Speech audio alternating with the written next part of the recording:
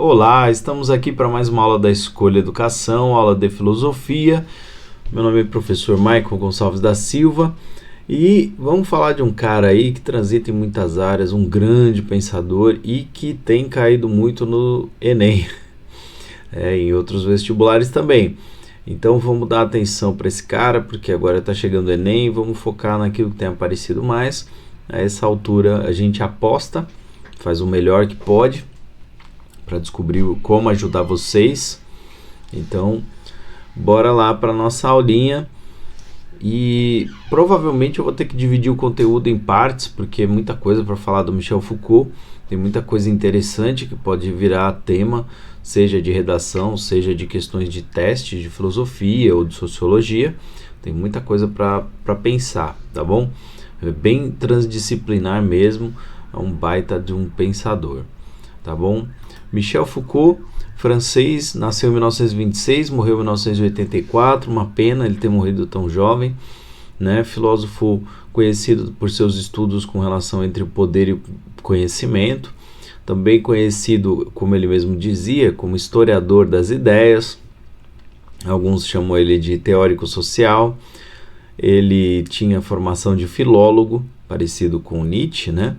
Ele era um crítico literário e foi professor do Collège de France, né, de 1970 até 1984, quando ele faleceu, uma decorrência aí, né, complicações decorrentes da síndrome da imunodeficiência adquirida, né, AIDS. E aí ele é um cara muito influenciado por Nietzsche, também por Heidegger e outros, conviveu com gente muito boa, né, chamado de estruturalista e pós-estruturalista. Ele preferia dizer que ele era mais o trabalho dele era mais uma história crítica da modernidade. Olha, ele tinha um jeito interessante de construir as expressões, né? Bom, ele vive ele trabalha mais no pós-1960, onde realmente o trabalho dele ganha mais espaço, relevância. A gente inclusive hoje vai destacar dois trabalhos dele, um chamado As Palavras e as Coisas e o outro chamado Vigiar e Punir, duas grandes obras aí do Michel Foucault, em um período de questionamento sobre a autoridade e a ciência como formas de controle social, né? Então, a ciência que foi bastante desenvolvida e bastante reconhecida no período do século XVIII, XIX, XX, e passava já por um bom questionamento, né, do seu papel. A gente viu na Segunda Grande Guerra cientistas trabalhando enormemente para desenvolver tecnologias de ponta, e essas tecnologias de ponta servirem para a guerra. E rolava também na época aí uma certa luta por compreensão desse novo mundo que está se desenhando, um mundo baseado no medo, baseado no controle, Guerra Fria se instalando, se desenvolvendo, né? Então esse tipo de análise que o Michel Foucault vai falar sobre o poder, sobre a violência, sobre a pressão, isso tudo tem muito valor. É época que se desenvolve também o existencialismo, é uma época de grande desenvolvimento do feminismo, de debate sobre direitos das minorias. É lógico que tem influência de outros pensadores, e ele conviveu com Sartre, Deleuze, Derrida, Bourdieu, entre tantos outros pensadores que nos ajudam a compreender bem a realidade, não é não? Então, bora lá para o pensamento dele. Então, para começo de conversa, ele tem um método que ele chama de arqueologia do saber. É um método para investigar como os saberes são construídos ao longo da história. Por que isso é importante? É importante no sentido de compreender como as coisas se tornaram aquilo que elas são. Por que a gente entende as coisas do jeito que está entendendo hoje? E uma coisa importante é que ele não está preocupado só com a origem, né? Como está no texto aí na citação. A arqueologia não é uma busca de uma origem, mas a análise de um discurso enquanto prática regular. E aí você vai vendo como essa prática vai acontecendo e quais são as mudanças significativas que aconteceram ao longo da história. As muitas vezes que aquele tema passou por uma revisão, e como essa revisão ela ajuda a gente a entender como as coisas se tornaram o que elas são. Então ele dá o exemplo de como a medicina foi mudando, como certos discursos médicos mudaram de acordo com a época e como esses discursos influenciam o comportamento social. Então, por exemplo, havia uma época em que se estava tentando entender melhor as relações entre o corpo e o comportamento. Será que existem alguns elementos anatômicos, né, que você percebe no corpo e que podem influenciar o comportamento das pessoas? Isso é um discurso que vem de médicos.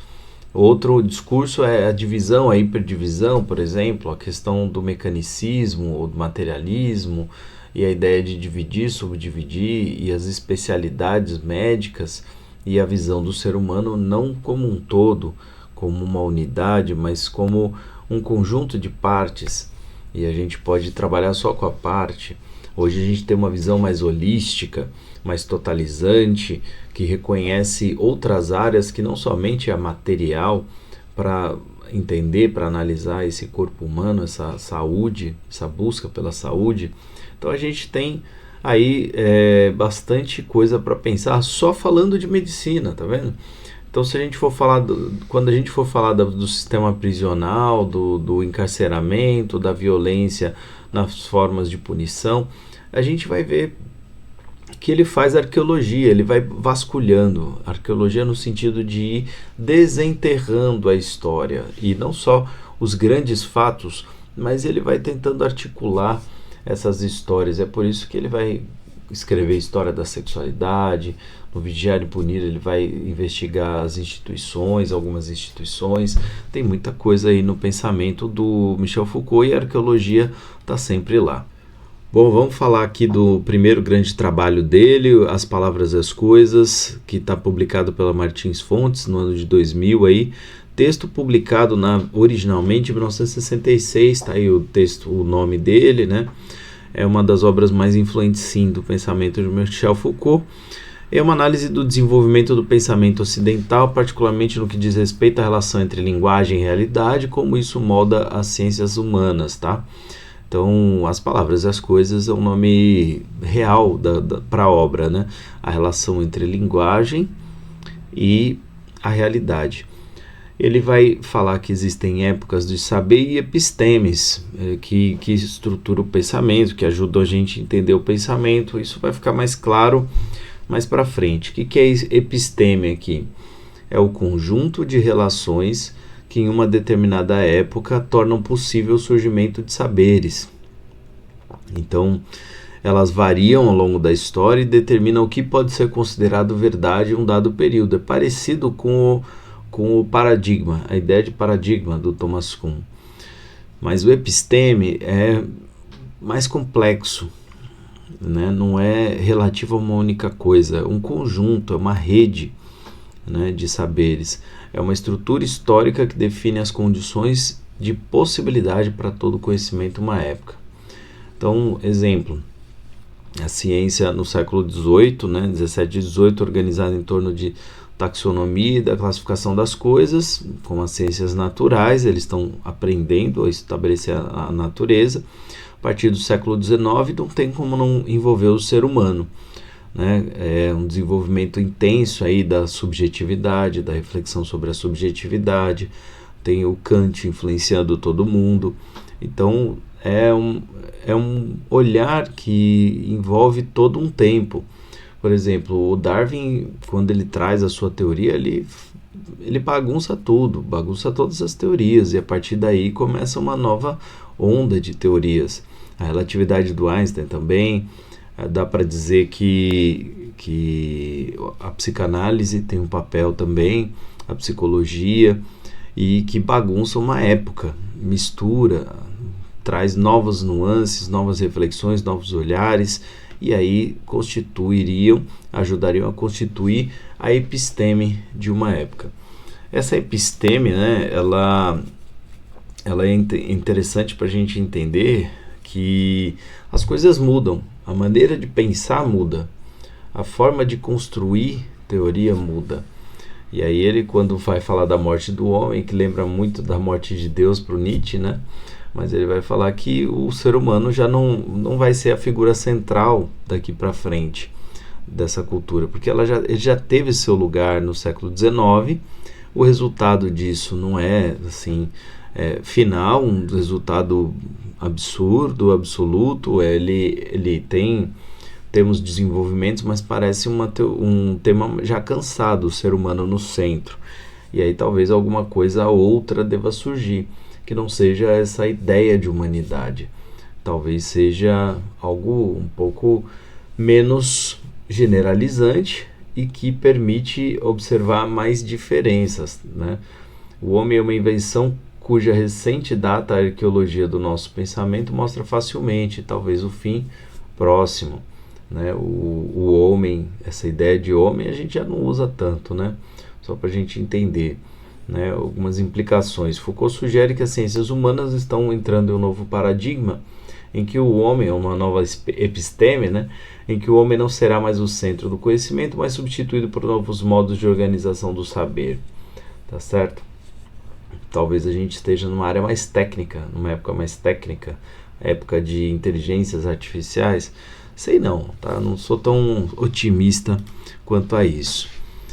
E aí a gente chega no ponto realmente importante aí da obra dele, aquilo que é a grande discussão, é a relação entre linguagem e coisas, né? E ao longo da história existe uma diferença na maneira como as coisas se relacionam. Por exemplo, na Idade Média e talvez em algum momento ali do período pré-clássico grego, né, as palavras eram cheias de encanto, de encantamento. Né? Você fala e tudo que você fala remete a deuses, a Deus, a espiritualidade, a mitologia, né? É diferente, um pouco diferente do período grego ali, em que você observa que a partir da escrita houve um certo distanciamento, as palavras se tornaram a palavra escrita, ela não tem uma implicação tão prática quanto a palavra na época que era apenas falada para os gregos. Eles temiam as palavras e precisavam medir. Agora eles não têm mais medo das palavras porque elas estão escritas, né? Certo? Então, por exemplo, um exemplo aí no texto do próprio Michel Foucault, o saber moderno parte do reconhecimento de que a linguagem não é transparente e que as coisas não falam por si mesmas. Um outro exemplo é assim, a gente pensar que uma caneta, né, eu sempre vou usar esses exemplos de coisas à mão, assim, próximas. Uma caneta é uma coisa, não é a caneta. Caneta é o nome que a gente dá. A linguagem, ela é contextual. Se acontecer um cataclisma e a gente ficar e perder, as pessoas não existirem, mas as coisas permanecerem e outra civilização inteligente chega e olha isso aqui, será que vão dizer que isso aqui é uma caneta? Será que o nome que darão é caneta? Ou será que tem outras possibilidades de chamar este objeto? Então, existe uma relação que é histórica. Histórica, é caneta hoje. O que se chamava de caneta no século XX é parecido, né? E no século XIX, será que era isso aí? Será que no século XXII vamos chamar de caneta uma coisa assim, parecida com isso? Então, existe uma relação e existe também uma diferença. As palavras não são as coisas não são as palavras. A gente precisa separar essas coisas, esses dois elementos, e tentar entender como eles se articulam e como eles se produzem, porque à medida que se produz linguagem, a gente determina as coisas. A gente, dizendo o que elas são, a gente dá estatuto e fundamento para elas. Então, não é tão simples assim chamar, por exemplo, uma pessoa de... Vamos entrar numa discussão aqui. Se você coloca uma cultura como uma cultura brasileira, é diferente de chamar de afro-brasileira, né? Tem todo um estatuto, toda uma intensidade, todo um arcabouço, um escopo, uma história, quando você fala que determinado grupo de pessoas é afro-brasileiro. Quando você fala que é preto, quando você fala que é negro, tem diferença. quando você fala que é jovem, que é adolescente, o que é o jovem pensado no século XX, o que é o jovem pensado a partir do século XXI. Uma discussão recente, o que é cringe? Né? As pessoas estavam discutindo o que é cringe. E aí a gente tem, sim, uma nova constituição à medida que os conceitos vão mudando, vão estabelecendo novas conexões e às vezes vão moldando. Ao falar o que é cringe, você pode estar construindo novos comportamentos para aquelas pessoas que estão sendo taxadas de cringe, entende? Então, existe uma diferença, uma transformação da realidade a partir do momento que a gente avança na linguagem. E é por isso que para o Michel Foucault e para os seus seguidores depois, as pessoas que seguiram suas teorias, o discurso é tão importante. O discurso, ele é fundante, ele é constituinte, ele é parte do que a gente entende que é a realidade, porque o nosso entendimento não é só da experiência sensível das coisas, ele também tem a ver com essa experimentação da linguagem sobre as coisas, do que se pode dizer sobre elas. O que você sabe sobre mim não é só a imagem, também é o que é narrado sobre mim. Então isso é muito importante, é uma reflexão muito importante, tá? Por isso os discursos são tão necessários. A gente precisa sim revisitar as palavras, a gente precisa cuidar com aquilo que diz, não pode sair dizendo palavras que hoje já não fazem mais sentido, mesmo que no passado faziam, porque elas são constituintes da realidade. Isso é importante, tá? Vamos mudar um pouquinho de assunto, porque aqui a gente vai perceber outras implicações da linguagem, da construção de linguagem. O Michel Foucault percebe a materialização na sociedade de determinados temas, determinadas coisas que vão se construindo na arquitetura, no dicionário, no nosso trejeito, na maneira de se vestir. A gente vai ter, né, poderes atuando, né? Então, ele fala, por exemplo, a gente vai falar um pouco do poder disciplinar, que é um mote da sua teoria, um tema importante na sua teoria, e não dá para não falar do conceito de poder, que no pensamento do Michel Foucault não é algo que alguém possui. O poder não é uma coisa, mas é uma rede de relações que permeia toda a sociedade. E não é apenas repressivo, mas também produtivo. O poder produz saber, normas, subjetividades, né? Nós somos frutos também dos poderes. Toda forma de mudar o comportamento de outrem é uma maneira de exercer poder sobre essa outra pessoa. E a gente pode exercer poder por influência, a gente pode exercer poder pela autoridade, a gente pode exercer o poder por meios burocráticos. Existem muitas maneiras de se estabelecer relações de poder, de se verificar essas relações de poder. Dentre as formas de poder, Michel Foucault analisou uma importante, que é o poder disciplinar. Como assim poder disciplinar? É uma maneira de você construir determinados sujeitos disciplinados, orientados para uma certa finalidade, para um certo modo de agir em particular. Então observa aí, a disciplina fabrica indivíduos. Ela é a técnica específica de um poder que toma os indivíduos tanto como objetos como instrumentos de seu exercício. Tá certo? Então a disciplina, ela é uma maneira de fabricar determinadas formas de ser humano. E onde se produz essa disciplina? Onde se constituem essas pessoas disciplinadas? Pois é, Michel Foucault vai achar uma boa história para contar aí, e ele vai contar essa história no livro Vigiar e Punir, tá?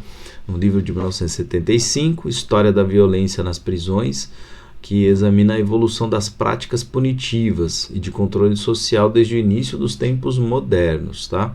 Ele começa mostrando que as punições eram muito físicas, eram muito sobre o corpo, e que elas foram perdendo sua razão de ser, que o espetáculo da violência sobre o corpo perdeu lugar, e o que tomou lugar foi uma outra forma de violência, mais sutil, mais delicada e menos aparente, que é uma violência sobre a mente, sobre a alma, tá? E a disciplina é a maneira de construir estabilidade social. Se antes você fazia o espetáculo da violência para pôr medo nas pessoas e elas não agirem de maneira equivocada, de maneira violenta, de maneira errada, antiética, imoral, agora você faz isso por meio de um controle que faz o próprio sujeito perceber ou pensar a sua limitação. Tipo, eu não vou fazer isso aqui porque eu tenho certeza que eu vou ser punido. E essa certeza da punição, ela é mais sofisticada do que o espetáculo da própria punição no espaço público. E um outro dado muito importante é que a prisão, né, essa nova forma de prisão, ela é relegada o sujeito ao esquecimento. Ele perde o espaço público, ele perde o espaço de visibilidade e vai para confinamento, ele vai para o aprisionamento, para a separação da vida social. Então ele analisa como a punição e o poder disciplinar se transformaram ao longo do tempo, focando especialmente na transição da tortura corporal para o controle dos corpos e mentes.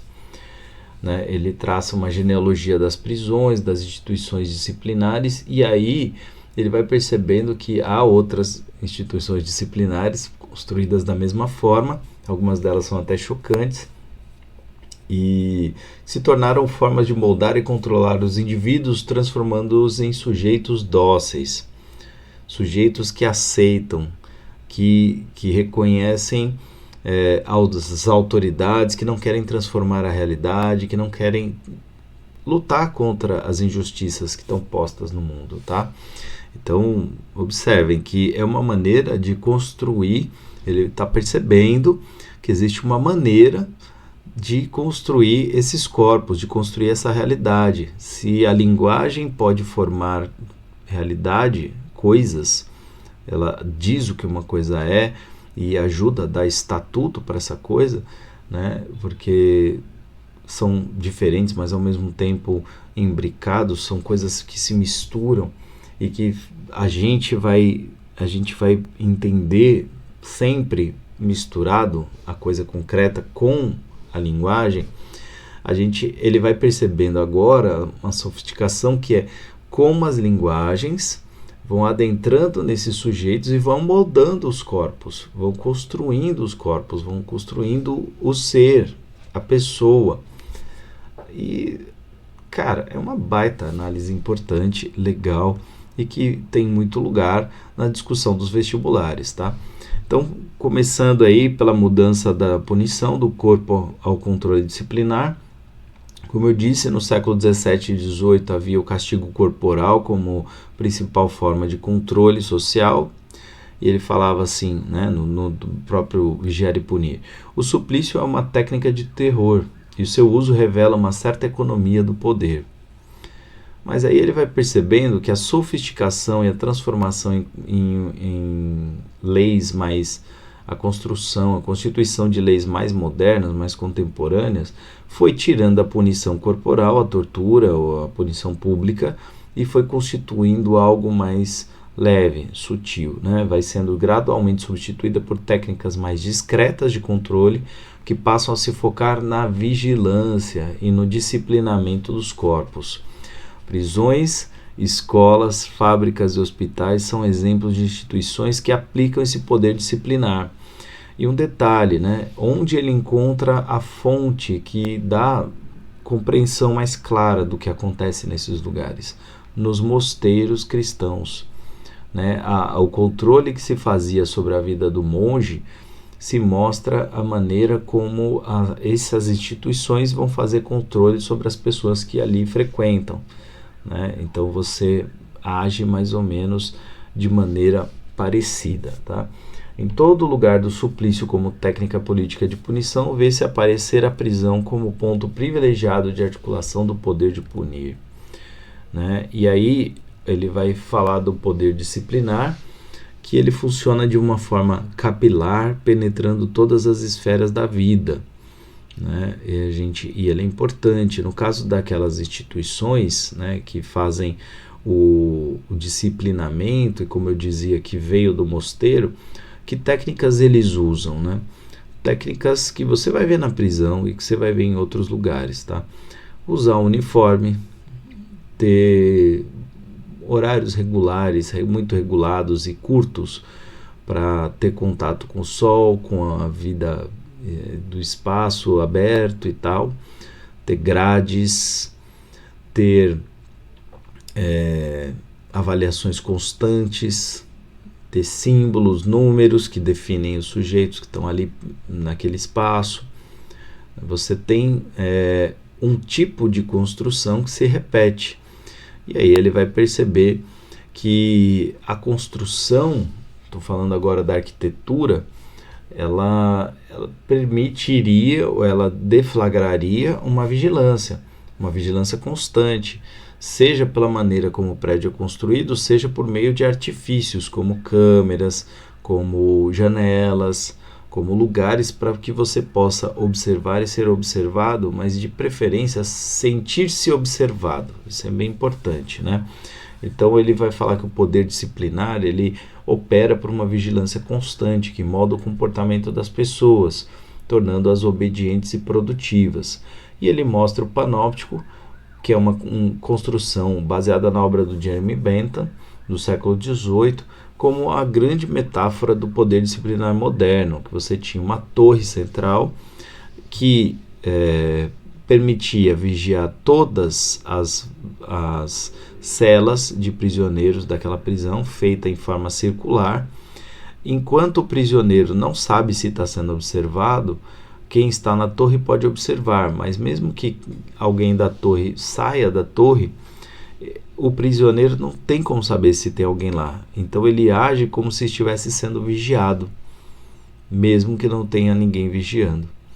Então o ataque alternado, a invasão da privacidade alternada e constante, vai gerar no sujeito uma certa paranoia que faz com que ele se torne ele mesmo o carcereiro. Não precisa mais do carcereiro falar com ele. Ele mesmo toma consciência de que ele precisa agir de uma determinada forma. Então, isso vai ser aplicado na prisão, mas também vai ser aplicado em outros lugares, né?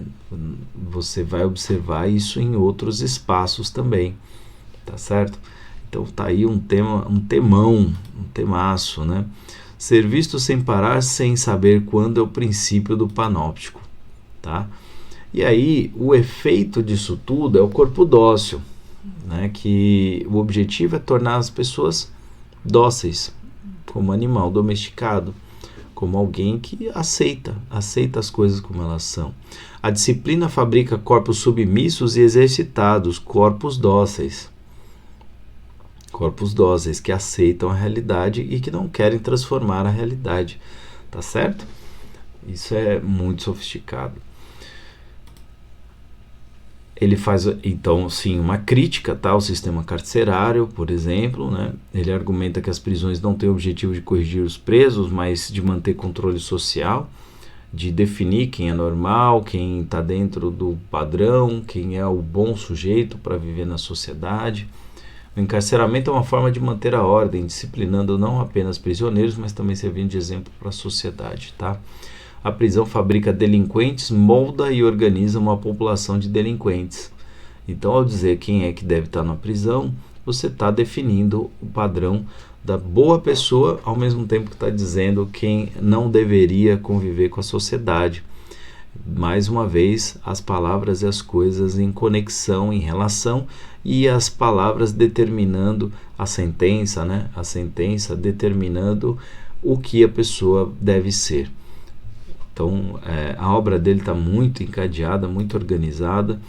E aí, vamos dar o exemplo de porquê, de como o Enem ele está se apoiando muito em Michel Foucault. Então, questões muito recentes, 2019, 2020 e 2023, último ano aí. Então, assim, vamos tentar chegar nesses temas todos, nos temas de interesse aí do Michel Foucault. Mas olha só, eu já devo ter, na correção do Enem desse último ano, eu já li essa questão, tá? Então, Eu sugiro você dar uma olhada assim na correção, tá? Tem um momento bem interessante lá que eu analiso essa questão aqui. Falando bem por cima, né, o texto aqui está falando da economia das ilegalidades, dizendo que o crime do pobre é um crime sobre os bens, né? O crime do burguês, do rico, é um crime, é uma ilegalidade dos direitos. Enquanto um vai tentar atacar e conquistar coisas, o outro ele conquista, né? Ele desvia recursos, ele não paga o que deve, né? É uma outra maneira. Então parece que tem crimes típicos de classes diferentes, né? Mais uma vez, palavras e as coisas, né? É determinante. Você determina por meio da lei, você determina o que é um típico crime de pobre, o que é um típico crime de rico, né? O texto apresenta uma relação de cálculo político-econômico que caracteriza o poder punitivo por meio da gestão das ilicitudes pelo sistema judicial. É a resposta, tá?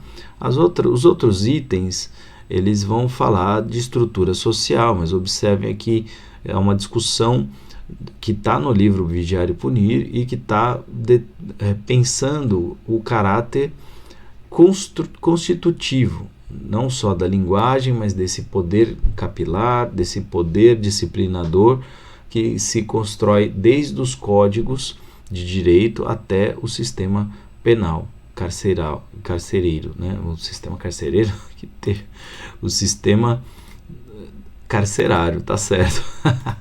Deu um branco aqui. Bom, no Enem 2022, vamos ver. O leproso é visto dentro de uma prática de rejeição aos exílios cerca. Deixa-se que se perca lá dentro como numa massa que não tem muita importância diferenciar. Os pestilentos são considerados num policiamento tático meticuloso, onde as diferenciações individuais são os efeitos limitantes de um poder que se multiplica, se articula, se subdivide. O grande fechamento por um lado, o bom treinamento por outro, a lepra e a sua divisão, a peste e seus recortes. Uma é marcada, a outra analisada e repartida. O exílio do leproso e a prisão da peste não trazem consigo o mesmo sonho político. Os modelos autoritários descritos no texto apontam para um sistema de controle que se baseia na formação da sociedade disciplinar. O tema parece bom aí, mas vamos com calma. Flexibilização do regramento social. Não tem flexibilização aqui sendo discutida, pelo contrário, a gente tem um enrijecimento de certo modo. C. Banimento da autoridade repressora. Não está discutindo aqui uma autoridade, né, o banimento da autoridade repressora. D. Condenação da degradação humana. Pode dar isso a entender porque se trata de pessoas doentes e de doenças degenerativas, né, que vão detonando a pessoa. Hierarquização da burocracia estatal. Não. Vamos lá. A gente viu que o tema é Vigiar e Punir, tema do Michel Foucault. A gente falou de sociedade disciplinar, poder disciplinar, formação da sociedade disciplinar. É a resposta. Tem a ver com a determinação do lugar de cada um, né? A orientação, a constituição do que cada um pode e o que não pode, certo? E em 2019, vamos lá, mais um tema aqui, Michel Foucault, Ditos e Escritos, quinto, ética, sexualidade e política, ok? Penso que não há um sujeito soberano, fundador, uma forma universal de sujeito que poderíamos encontrar em todos os lugares. Penso, pelo contrário, que o sujeito se constitui através das práticas de sujeição ou, de maneira mais autônoma, através de práticas de liberação, de liberdade, como na antiguidade, a partir, obviamente, de um certo número de regras, de estilos, que podemos encontrar no meio cultural. O texto aponta que a subjetivação se efetiva numa dimensão A. Legal, pautada em preceitos jurídicos. B. Racional, baseada em pressupostos lógicos. C. Contingencial, processada em interações sociais. D. Transcendental, efetivada em princípios religiosos. e essencial, fundamentada em parâmetros substancialistas. Vamos analisar. Vamos eliminar os mais fracos aqui. Essencial não é, porque a ideia de substância seria determinação por aquilo que você é na sua natureza. Não é disso que está se tratando, tá? Ele está falando, por exemplo, da sujeição, né, e das práticas de liberdade como forma de construir o sujeito, de constituir o sujeito, tá? Transcendental, efetivada por princípios religiosos, também não é disso que se trata, ok? Sobram as outras três. As três têm um certo valor, né? Mas eu acho, por exemplo, que a racional sai perdendo aí. Baseada em pressupostos lógicos, não tem essa discussão, tá? Legal, pautado em preceitos jurídicos, fica uma dúvida, porque tem uma questão sobre liberdade, não liberdade, ok? Mas tem a contingência, processada em interações sociais. Bom, a resposta correta aí é a C, né? Contingencial, processada em interações sociais, porque aqui não estamos falando de lei, apesar de parecer, né, em certa medida, mas não é a lei, é a cultura, é a relação, ok? E como a gente fala de sujeição, a sujeição ela é feita a partir de alguém para um outro, né? Então, tem a interação social como meio produtor das pessoas, beleza? Então, veja que, pelo menos do ponto de vista das questões, a gente tem muita coisa para falar de Michel Foucault. Essa aula, nem de longe, arranha falar da teoria, é um resumo para quem está se preparando para vestibular, ok? E focado em duas obras apenas, Palavras e as Coisas e Vigiar e Punir. Reduzir muito o que uma coisa é, Palavras e as Coisas, né, focada ali em entender as epistemes, entender a relação entre linguagem e realidade, entender que a linguagem é produtora da realidade, por isso os discursos precisam ser muito estudados e compreendidos. Por outro lado, aí a gente falou da obra Vigiar e Punir, que analisa as prisões, que analisa as relações de poder que se estabelecem na sociedade, que a prisão é uma boa metáfora para isso, mas que a gente vê em vários construtos sociais determinando o modo como os sujeitos vão se dar na realidade, vão agir na realidade. Você já entrou no elevador com câmera e fica constrangido de agir num determinado lugar porque tem aquela câmera. Ou na sala de aula o professor fica observando o que o aluno está fazendo e dando mostras constantes de que ele tem ciência, ele tá sabendo o que está acontecendo ali para constranger sua ação. Então, e o método, né, que tem a ver com a arqueologia, que você vai tentando reconstruir a história e as principais transformações que ocorreram ao longo dessa história para que as coisas se tornassem aquilo que são. Então esse é só o começo, em outra aula eu desenvolvo mais. Michel Foucault, grande pensador, continue estudando. Se você chegou até aqui, por favor, manda aquele like, se inscreve se não for inscrito, assinala aí no sininho para receber as notificações quando chegar a aula nova. Temos aulas de filosofia, sociologia, geografia, história, literatura, física e matemática. Estamos na luta aí para conquistar o espaço para todas as áreas possíveis aí do ensino médio, para você se preparar muito bem para o seu vestibular. Estamos crescendo e por enquanto somos voluntários, precisamos desse seu apoio. Comenta aí, reclama, manda o que você quiser para a gente, que eu vou ficar feliz em responder, tá bom? Aquele abraço e até a próxima aula.